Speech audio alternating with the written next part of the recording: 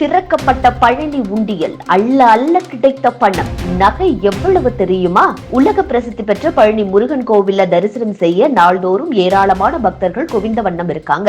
விசேஷம் விடுமுறை நாட்கள்ல பல்லாயிரக்கணக்கான பக்தர்கள் இங்கு வருகை தர்றாங்க. அவ்வாறு வரும் பக்தர்கள் கோயில் உண்டியல்ல பணம் நகைகளை காணிக்கையா போடுறாங்க. அவை கோவில் நிர்வாகம் சார்பில் எண்ணி அளவிடப்படுகிறது. அதன்படி கடந்த மாசம் 14ஆம் தேதி பழனி முருகன் கோவில் உண்டியல் காணிக்கை எண்ணப்பட்டது. இதையடுத்து பழனி கோவிலில் பங்குனி உத்திர திருவிழா கடந்த மாதம் 18ஆம் தேதி நடந்தது. இதை ஒட்டி பல்லாயிரக்கணக்கான பக்தர்கள் பழனி கோவில்ல சாமி தரிசனம் செய்ய வந்தாங்க. இந்த நிலையில கோவில் உண்டியல்கள் நிரம்பியதால் அதில் இருக்கிற காணிக்கை எண்ணி அளவிட முடிவு செய்யப்பட்டது.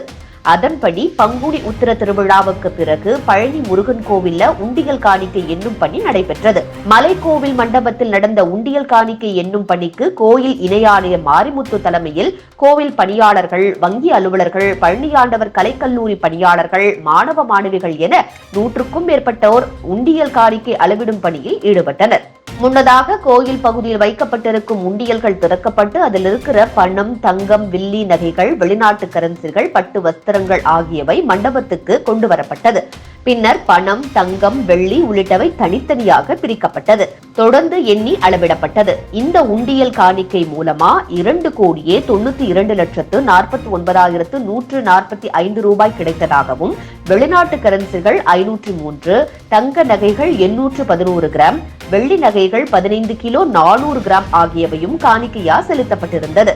தற்போது இந்த செய்தி இணையத்தில் படு வைரலா பரவிட்டு வருது.